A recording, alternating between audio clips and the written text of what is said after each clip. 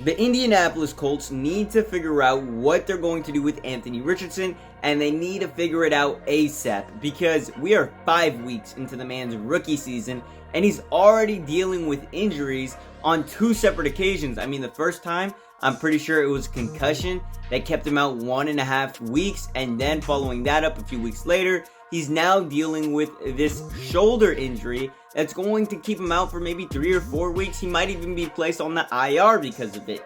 And injuries were a concern when he was being drafted, right? I mean, he was seen as a very mobile quarterback, and usually while mobile quarterbacks can be dual threat, through the air, on the ground, it's one of their, biggest strengths. One of the biggest weaknesses that comes along with being a mobile quarterback is the fact that you're more susceptible to injuries, because if you're out of the pocket, you're going to get lit up. It's gonna happen. I mean, it happens to guys all the time, like a Lamar Jackson or like a Justin Fields, maybe a little bit like Jalen Hurts, right? They're gonna get lit up more than others just because, they're out of the pocket. And it's even more concerning for a player like Anthony Richardson when you take into account his personality, the kind of football player he is on the field. I mean, he is not one to shy away from the big hits. He will take on a linebacker, a defensive back head on, and that's already began to cost him.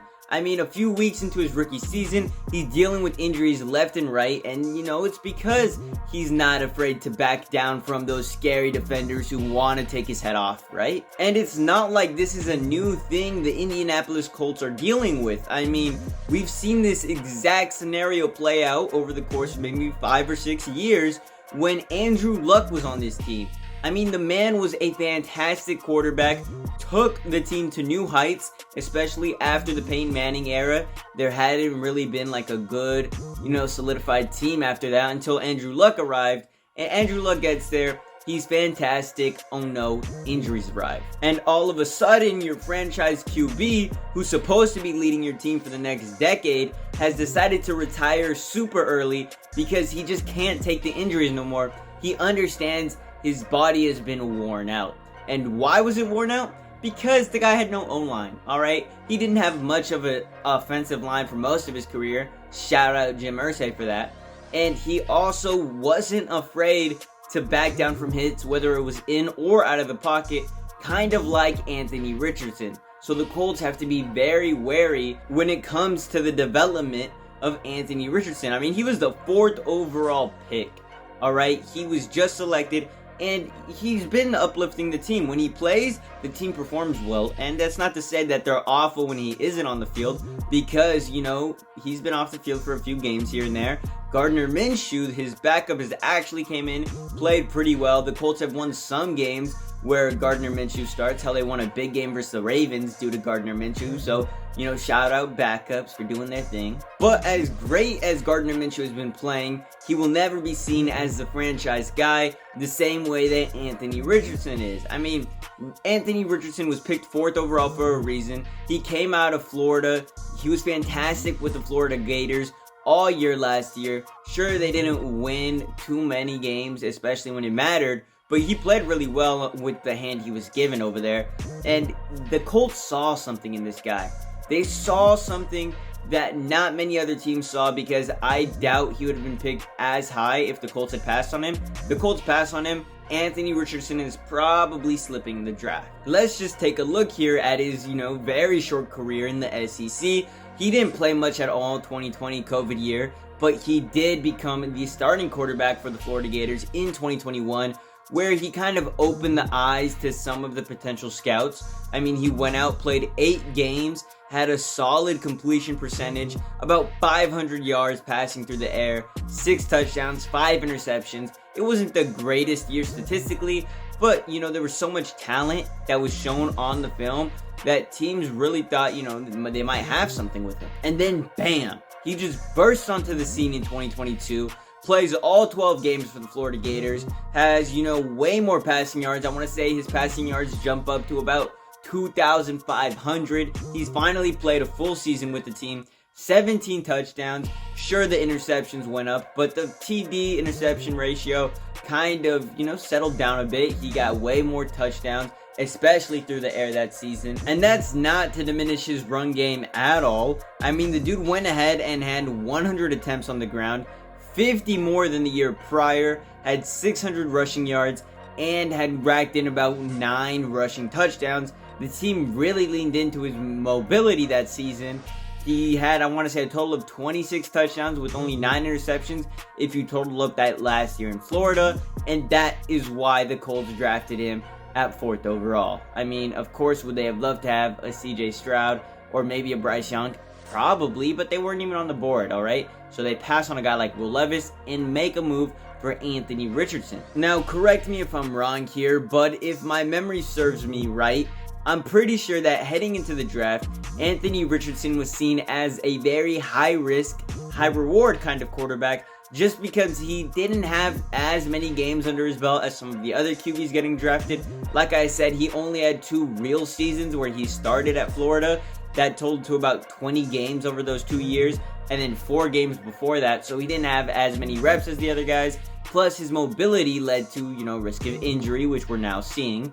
But, they took the chance on him, and it might pay off. We don't know. I mean, this is his rookie year. I'm no fortune teller. I can't tell you what the future looks like for Anthony Richardson, but what I can tell you is that as long as he stays healthy, the Colts might just have a guy, right? Because that's what he's looked like.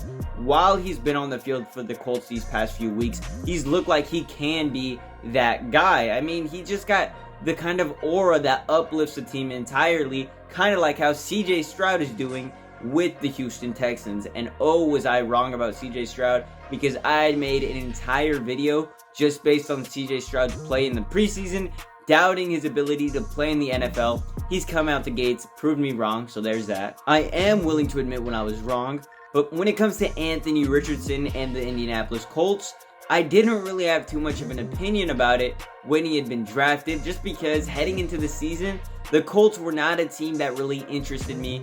There was nothing really going on there until the Jonathan Taylor drama occurred, and then all of a sudden, rumors start spinning, and maybe my Bears are looking to, trade for him. Of course, the Packers offer a deal. Nothing comes of it. He doesn't play the first 4 weeks due to injury. But, that whole facade, that whole little saga led me to look Indianapolis' way when the season started. They had my attention, and oh boy, did they really hold on to it.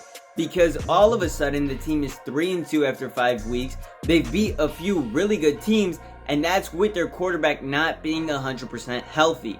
Maybe, just maybe, this team snags a little 7th seed, sneak into the playoffs, although I highly doubt it, just because the AFC is absolutely stacked. And even their division, the AFC South, is looking stronger than it has been in the past few seasons.